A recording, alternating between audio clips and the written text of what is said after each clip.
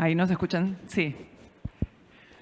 Bueno, gracias a Adolfo, Fernando, Martín por estar aquí.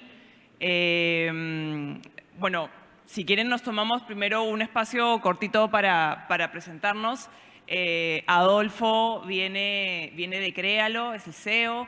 Martín viene de Camay Ventures, perdón, Martín viene de la vivienda y Fernando viene de Camay Ventures.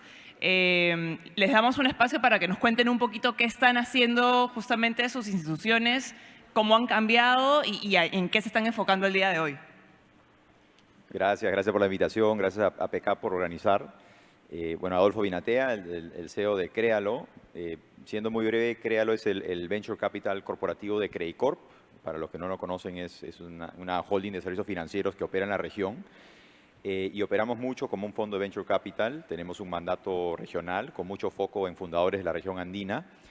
Nos especializamos en fintechs y lo que buscamos es invertir tickets, te diría, bastante amplios, entre $500,000 y $20 millones para acelerar a fundadores de fintechs o adyacencias a servicios financieros en la región. Y tenemos un modelo operativo donde buscamos dar pues, mucha independencia y soporte y al mismo tiempo ver qué componentes o ventajas del grupo Credicorp pueden ayudar a acelerar el crecimiento de las compañías del portafolio. Y ahí, Adolfo, ha cambiado un poquito el modelo hace poco, ¿no?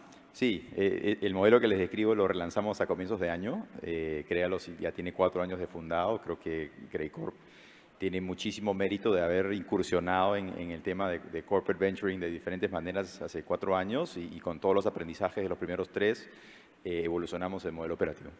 Bueno, gracias. Hola, muchas gracias por la invitación a PECAP. La verdad que el evento ha sido fantástico hasta ahora. Mi rol en Camay Ventures es el de Investment Manager, soy el que lleva adelante las oportunidades. Camay Ventures es un fondo de capital de riesgo corporativo y es de carácter abierto, entonces puede tener más de un inversionista. Típicamente el fondo de capital de riesgo corporativo tiene un corporativo atrás, ¿no? En este caso, los corporativos son el PIS, que tienen presencia en el comité de inversión y que construyeron la tesis de inversión en conjunto, ¿sí? Camay Ventures invierte en proyectos de estadio temprano que tengan impacto con su tecnología, con su innovación en la cadena de valor del consumo masivo. Entonces parece que queda una tesis de inversión medio ecléctica porque proyectos de biotech para ingredientes, para alimentos nos interesan y también nos interesan proyectos de fintech para financiar la operación del tendero, ¿sí? Y en el medio todos los puntos que tocan la cadena de valor del consumo masivo. Invertimos en toda la región, desde México hasta Argentina y Chile. Y bueno, sí, eso es Camay Ventures. Gracias, Fernando. Gracias, Lu. Bueno, muy buenos días para todos. Un gusto estar acá en Lima, en Perú, acompañándolos. Gracias a PECAP y a Guaira por la invitación. Mi nombre es Martín Madariaga, yo soy partner de inversiones para Vivienda y Grupo Bolívar. Nosotros somos, Lu, un grupo financiero. Estamos operando en Colombia y en Centroamérica. Un grupo financiero muy basado en la parte bancaria, en el mundo asegurador y en la construcción. El mundo de CVC realmente es joven para la edad del grupo. El grupo tiene algo más de 80 años, pero el CVC arrancó hace 6 años. Hoy en día hacemos inversiones en etapa temprana, invirtiendo más o menos de 1 a 2 millones de dólares y buscando negocios que apalanquen precisamente digamos que todo lo que rodea al Grupo Bolívar. Hacemos esas inversiones normalmente a un ritmo de 3 a 4 al año. Hoy en día tenemos un portafolio invertido ya de algo más de 50 millones de dólares y algo más de 20 compañías. También invertimos en fondos de Venture Capital. También tenemos ese asset class dentro de nuestro portafolio. Eso es un poquito lo que estamos haciendo. Un gusto nuevamente estar acá con ustedes. Un gusto estar con los panelistas. No, gracias a ustedes y bienvenidos. Un poquito hablando de justamente ese roadmap, ¿no? que tiene el corporativo para llegar a ser un CVC, ¿no? Digamos, el tema de la inversión termina siendo dentro de este roadmap como que una instancia pues súper avanzada, ¿no? ¿Cómo ha sido justamente esa evolución que han tenido sus corporativos para tomar esa decisión de finalmente llegar a invertir en startups y crear un fondo de inversión? Sí, efectivamente es una etapa avanzada y a veces es un proceso llegar a tomar la decisión de tener un equipo dedicado tipo Venture Capital. En el caso de Credit Corp, se ha girado a ver las inversiones en ventures como un portafolio con finalidades de invertir dinero, pero también de en qué dominios específicos se quiere invertir y en qué tesis. Y luego, para originar ese portafolio, hay como dos categorías, ¿no? Entonces, hay diferentes laboratorios de innovación en las diferentes compañías incumbentes y los típicos labs que hacen company building o desarrollos, transformación digital y otros. Y ellos están originando ventures, algunos han sido muy exitosos ahorita, por ejemplo, que más tarde van a escuchar el caso de Yape, y eso viene por el lado de innovación interna del grupo, y eso continúa. Y por otro lado está la innovación externa, y ahí está Créalo, que tiene un mandato más regional, que invierte en compañías externas y ve cómo puede lograr colaboración y beneficios estratégicos para el grupo. El conjunto de ambas cosas es lo que engloba la estrategia de innovación y de digital ventures del grupo. Entonces, así es un poco cómo se ha armado. Para llegar a este estadio, que creo que ya tiene un nivel de madurez, han pasado años, ¿no?, de evolución, ¿no?, de transformación de las diferentes compañías, de evolución de laboratorios. Y en ese proceso es que hemos llegado ya a este tipo de esquema. Y lo último que menciono, que es muy importante, es no solo las unidades que hacen las inversiones o los company builds, pero también el gobierno. Entonces, creo que también ha ido madurando en el tiempo el gobierno, que le da autonomía, alocación de capital, decisiones de inversión rápidas.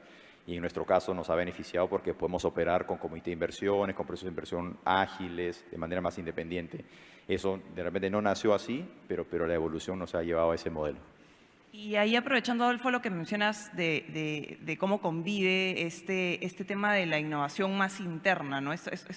Los laboratorios que se generan versus esta innovación abierta que se quiere traer.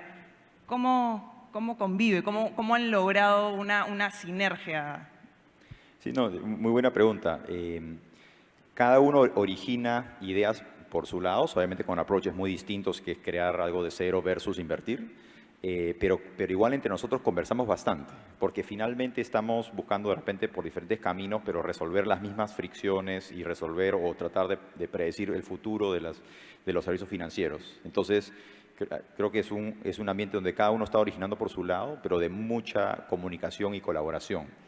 Y eso a su vez, de cara a nuestras compañías de portafolio y con las que estamos negociando para entrar, es muy bueno también porque conversa con nosotros y nosotros podemos ser un punto de entrada como inversionista a la compañía, pero luego van a encontrar muchos puntos dentro del grupo que están ya acostumbrados a trabajar con ventures y a esa colaboración startup corporativo. Entonces, esa parte también se beneficia de esta constante comunicación. O sea, los ventures no son ajenos al grupo. Fernando, en el caso de ustedes, ¿cómo llegan a ese estadio? Es un camino... bueno, el hecho de que sea en conjunto, en que sea en equipo, más de un corporativo, le da un sabor especial, claro. Y por ahí las razones no son exactamente iguales en los dos casos, pero ha surgido en conversaciones, por ejemplo, que nuestros LPs son Coca-Cola y el grupo Arcor, son de la industria del consumo masivo. Y en la industria del consumo masivo, tradicionalmente, el acercamiento a las tecnologías de tipo digital o disruptivas es más demand driven, ¿no? Necesito esto, a ver quién me puede dar esta solución. Y una de las cosas que se observan como análisis ex post es, trabajamos con una serie de proyectos y de startups a lo largo del tiempo, los hemos hecho crecer, los hemos desarrollado, hemos participado, y no estamos capitalizando ese upside. Está bien, nos agregan valor a nosotros, pero nosotros fuimos parte constitutiva. Los LPs han sido parte constitutiva de ese desarrollo. Y ahí hay un justificativo de decir, ¿por qué no empezamos a mirar si no podemos estar relacionados desde la génesis e invertir en estos proyectos?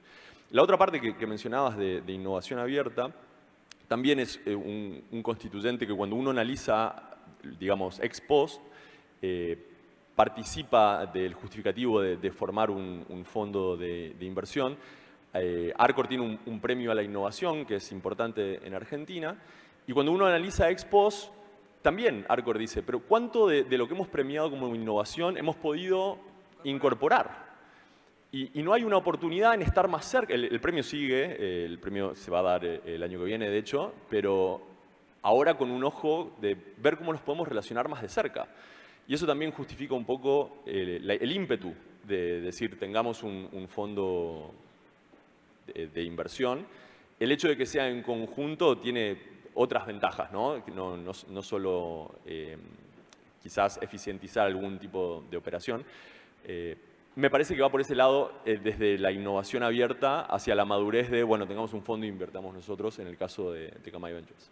Claro, claro. Y Martín, en el caso de la vivienda, ¿cómo se maneja? Eso es un poco similar a lo que han dicho los otros panelistas. Yo creo que decir que es un proceso sencillo y corto no es, digamos que eso no es, digamos que por ahí no es. Realmente ha sido un proceso muy largo,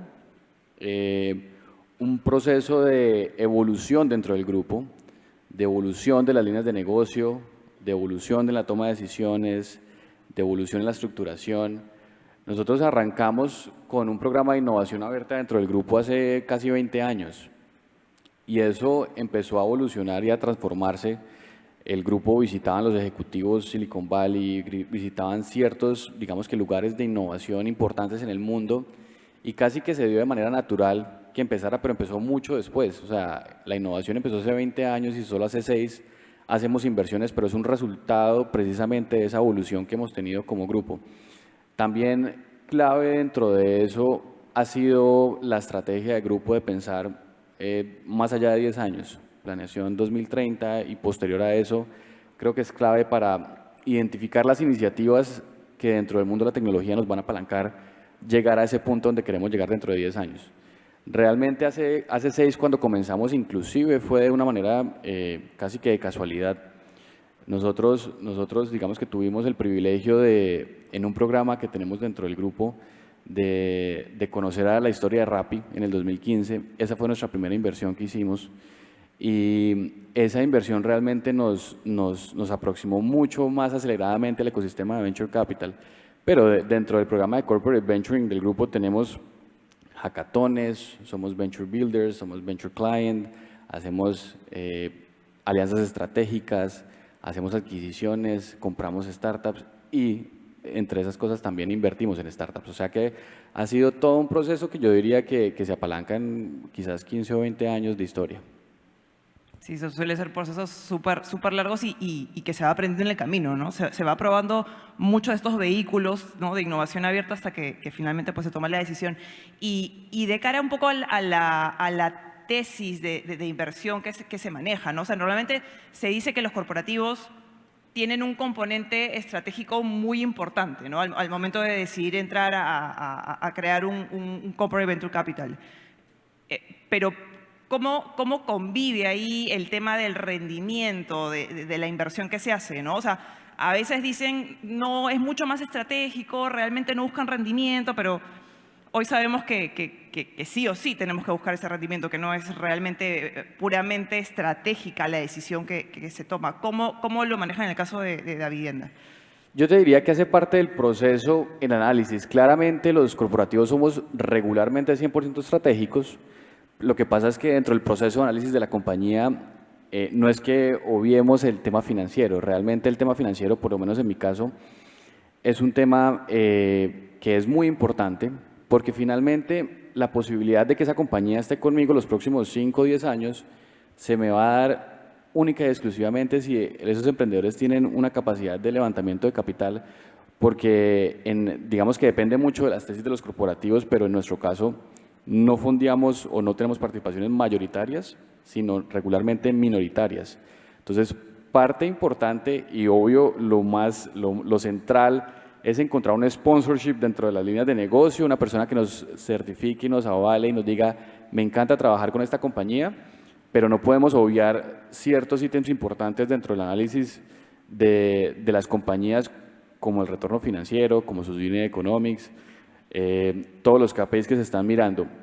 Y en ese punto, de pronto agregar que no es fácil buscar el tema estratégico. Nos hemos dado cuenta y parte de lo que aprendimos durante nuestra historia realmente es que digamos que la manera como se conectan las startups con los corporativos, a veces uno imagina que puede ser muy elemental y muy fácil y nos soñamos muchas cosas cuando estamos en el proceso de debida diligencia y de investigar la compañía y de analizarla. Y la realidad cuando uno se devuelve, después de estar hecha la inversión, a hacer el acuerdo comercial es muy difícil, toma mucho tiempo, toma mucho esfuerzo, sobre todo cuando los grupos son muy grandes, como les pasan a sus grupos y a nosotros, a veces la materialidad de ese negocio, de esa inversión, no pesa mucho y las líneas de negocio tienen otras prioridades. Es un esfuerzo complejo, pero completamente de acuerdo contigo en que 100% estratégicos, pero mirando muchos indicadores claves financieros. Sí, en nuestro caso el fit estratégico es como el foco central todo el tiempo, ¿no? Las conversaciones, luego y de sintonía todo el tiempo, porque puede haber pequeños shifts en una dirección y en otra. Cuando nosotros miramos y buscamos proyectos, buscamos oportunidades, tratamos de alinearnos al máximo con el status quo de ese fit estratégico, ¿verdad? Y la conversación va en paralelo con los LPs. Nosotros avanzamos en las oportunidades y el flujo de información con los LPs es en paralelo. Digamos que llevamos el fit estratégico como bandera hasta el último punto. Ahora, la realidad es que cuando no hay objeciones del fit estratégico y el proyecto, la realidad, lo que termina sucediendo es que cuando no hay objeciones, es decir, el proyecto gusta, el proyecto parece que va para adelante y que va a crecer y demás, el retorno financiero también es una ecuación. Entonces, al final de haber hecho todo el proceso de fit estratégico y de no haber encontrado objeciones, tranquilamente puede pasar y sucede que de repente la conversación se torna en, bueno, pero la oportunidad financiera es muy importante. Y entonces ahí juega también la otra parte, ¿sí?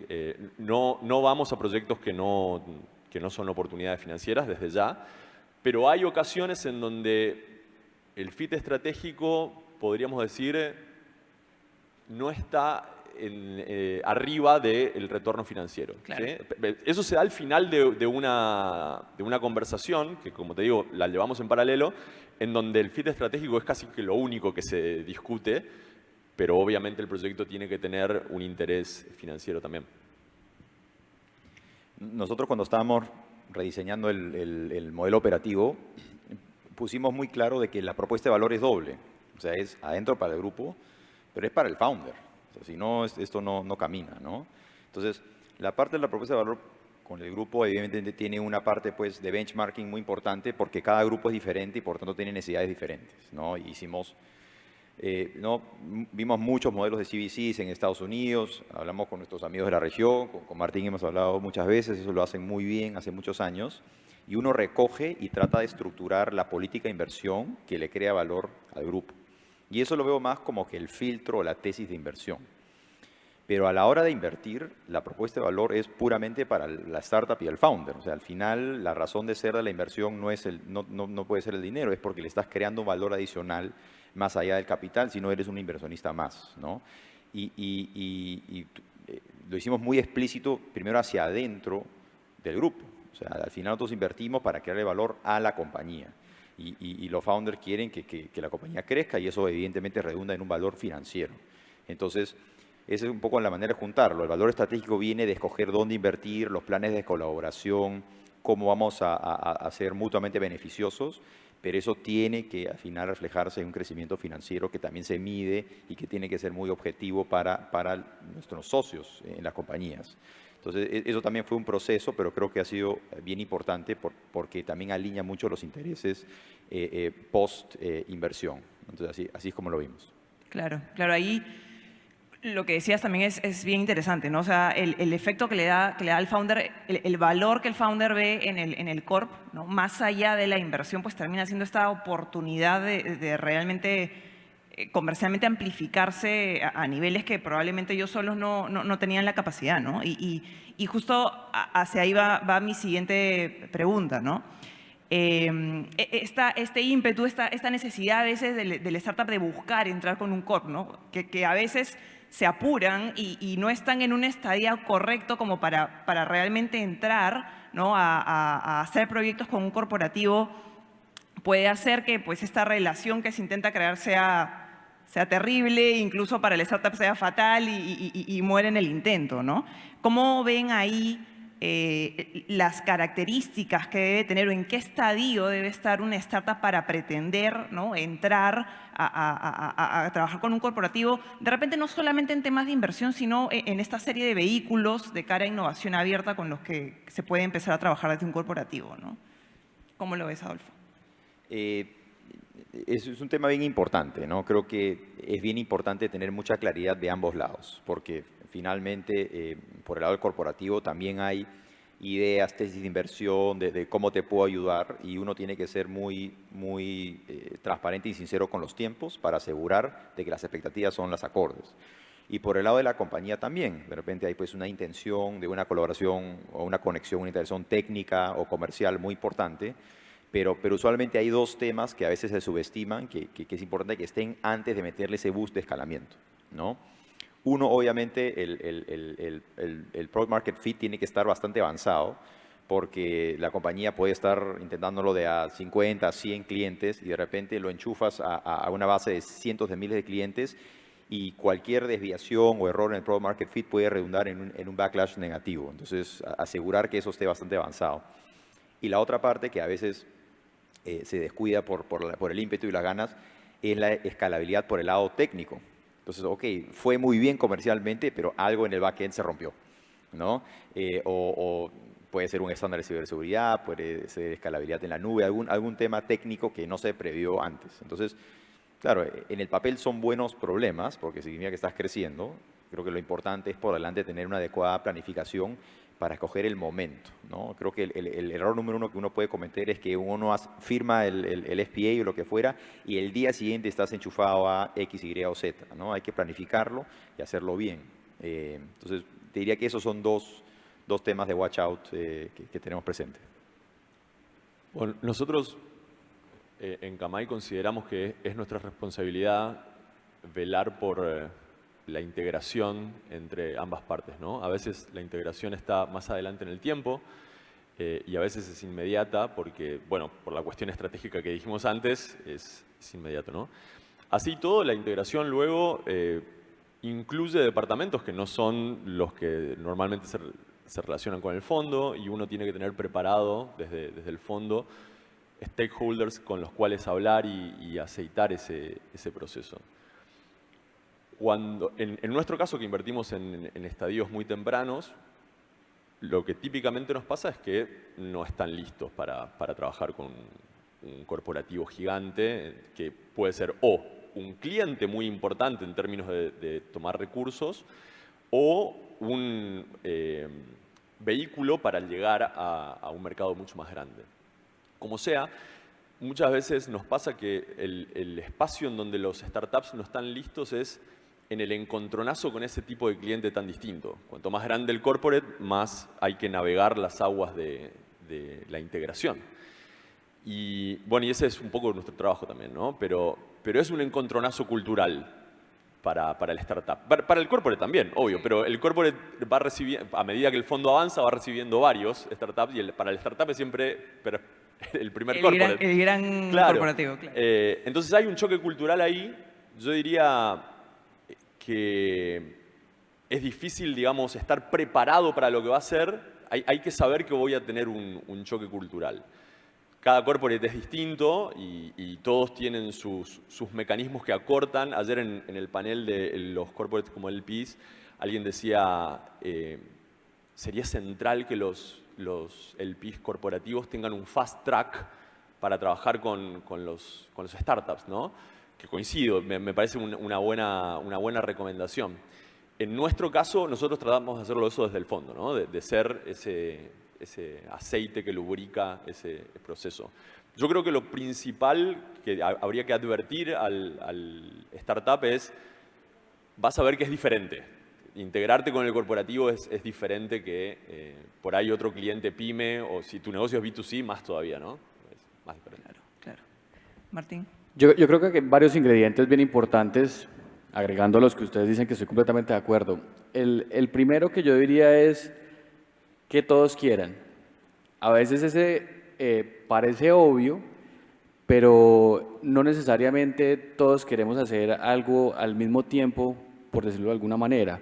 Las startups tienen prioridades, tienen limitaciones en recursos, en gente, en su capacidad de desarrollo, en momento de expandir de pronto alguna vertical o negocio, y como lo decía antes, puede ser que dentro del grupo de nosotros tengan otras prioridades también. Entonces, que se dé el momento justo y preciso para que ambos queramos al tiempo es importante. Y eso lo hemos mapeado porque cuando intentamos forzar las relaciones comerciales, creo que es un gran error.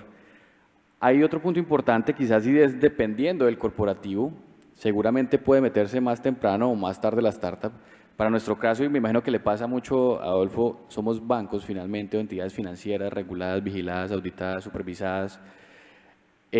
Involucrar con una persona tiene que tener ciertos requisitos, capacidades operativas, tecnológicas, certificaciones, temas de lavado de activos y financiación del terrorismo muy fuerte en nuestros países. Entonces, ese componente, digamos que también creo que depende mucho de cada inversionista.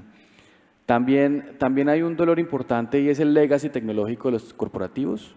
Creo que ese mide mucho y marca mucho el momento en el que nos vamos a relacionar con ellos, porque puede ser que nuestra tecnología y el backlog tecnológico que tengan nuestros corporativos sea de años, a veces inclusive. Entonces, abrirle un cupo dentro de nuestros desarrollos a las compañías no es fácil. Y cerraría quizás agregando también para ese momento. Yo creo que el momento exacto o preciso, o que más allá de que sea de serie A o serie B o ponerle un nombre, yo creo que depende mucho realmente de lo que se quiera hacer con la compañía y que estemos en el momento correcto todos para poder lograrlo. Creo que eso es lo vital. Bueno, sí, justo cuando estaban mencionando el tema del fast track, me da un poquito de risa porque es como que, claro, en la PPT el fast track pues funciona súper bien, ¿no? La realidad para crear un fast track en una corp, en un banco, o sea, es durísimo. O sea, no es tan fácil alinear todos los actores como para que pues se dé un pase rápido, ¿no? Y si puedo solamente agregar ahí, porque totalmente de acuerdo con lo que dice Martín, ¿no? Entonces, lo que sí está sucediendo como tendencia tecnológica es que a veces ya más que modificar el core es generar componentes externos, adyacentes, con alguna conexión, pero poco a poco piezas de los incumbentes van entendiendo de que justamente invirtiendo y ganándonos acceso a nuevas tecnologías que pueden ayudar a lanzar productos más rápidos y depender más de la tecnología de la fintech, por ejemplo, que es su propio core, va agarrando cada vez más importancia, ¿no? Y eso también está detrás de por qué, por ejemplo, en nuestro caso estamos buscando invertir cada vez en más compañías cada año, porque vemos ese beneficio. Entonces, pero dado que esos problemas de legado igual van a existir, por ejemplo, en nuestro caso, nosotros tenemos dos equipos dentro de Créalo que están a servicio de las compañías, no es un negocio para nosotros, pero tenemos un equipo de data y analítica que ayudan a hacer roadmaps de data maturity, porque finalmente el consumo de la data y crear valor a partir de ella siempre es un dolor. Entonces ayudamos a las fintechs a poder ordenar sus caminos, ordenar las carreteras de data, ¿no? Y eso es bien importante para esa conectividad. Y lo otro es que también tenemos un equipo de expertos de ciberseguridad. Un poco lo que decía Martín de todas esas exigencias, ¿no? Finalmente es un mundo fintech regulado o adyacente a regulado. Entonces también ayudamos a las fintechs a que puedan, ya con las lecciones de tantos ventures que han pasado antes, cómo hacer un catch-up en esos dos temas, ¿no? Que muchas veces vienen siendo obstáculos o dilatadores de estos procesos de integración, ¿no? Entonces, previendo el problema, hemos incorporado esos elementos al equipo para ver si podemos acelerar ese camino. Suaviza mucho el camino. Y viendo más, digamos, el lado corporativo que también mencionaban, este cambio de mindset que se tiene que tener, ¿no? Esta apertura que tiene que darse para poder trabajar con las startups. ¿En qué se están enfocando sus corporativos justamente para pues, suavizar? Ya contó un poquito Adolfo lo que están haciendo desde el lado de Créalo, pero ¿qué otras iniciativas están viendo ustedes, ¿no? que se pueden desarrollar desde el Corp para facilitarle esa entrada al startup? ¿Cómo lo ven, Martín? Nosotros tenemos varios frentes realmente donde apalancamos esas relaciones con las compañías. No solamente desde el lado de inversión, sino desde el lado de innovación también. Tenemos un programa completo de innovación abierta donde precisamente están relacionándose todo el tiempo los emprendedores con todas las líneas de negocio, con los retos comerciales que tenemos. Hacemos mucho de alguna manera concurso para exponer los retos que tenemos y que los emprendedores puedan aplicar. Eso por el lado de innovación. Ahí tenemos un programa digamos que dentro de, como tú lo llamas, un fast track, donde cuando vamos a hacer, digamos que venture client, pues de alguna manera esa compañía pueda avanzar mucho más rápido, no obviando procesos, pero avanzar más rápido. Esto ha sido un proceso porque tocó explicarle a los equipos cómo era contratar un proveedor. Para un banco, contratar un proveedor, tú no te imaginas lo que es en requisitos de información. Entonces toca cambiarle el chip no solamente a los ejecutivos de innovación abierta y los que hacen venture capital, sino que tienes que de alguna manera introducir ese chip en muchas estructuras dentro del grupo para que puedas facilitar procesos de ingreso como proveedores, facilitar procesos de alguna manera para todo el tema, por ejemplo, de lavado de activos, que es un tema complejísimo dentro del banco, que esos personajes hoy en día entiendan qué es una compañía, qué es una startup, qué es un cap table, qué es un fondo de inversión.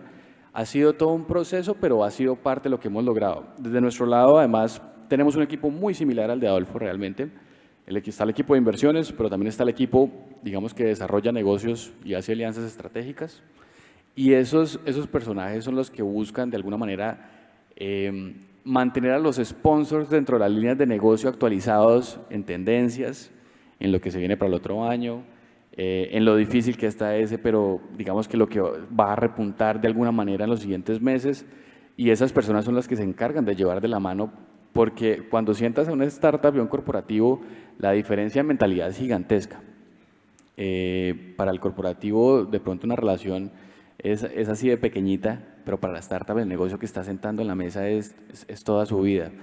Entonces, esa diferencia en chip que tienen ambas entidades, tenemos gente que se encarga de llevar de la mano a ambos equipos y que eso se logre de alguna manera. No es fácil y de hecho, cuando recién empezamos a hacer inversiones, me acuerdo mucho que nos recomendaban cerrar la inversión, nuestro SAFE al lado del acuerdo comercial, y cuando nos sentamos a hacer eso, la realidad es que toma mucho más tiempo. O sea, podemos estar demorándonos en una alianza de 12, 24 meses sin ningún problema. Coincido con todo lo que se dijo acá.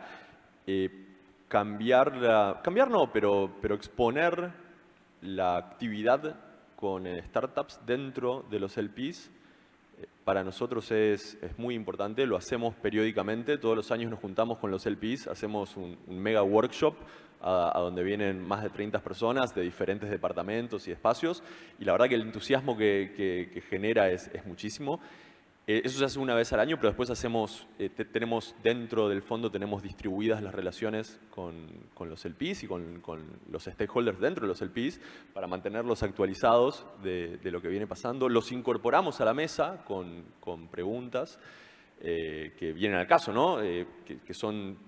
Que pueden ser incertidumbres prima fase.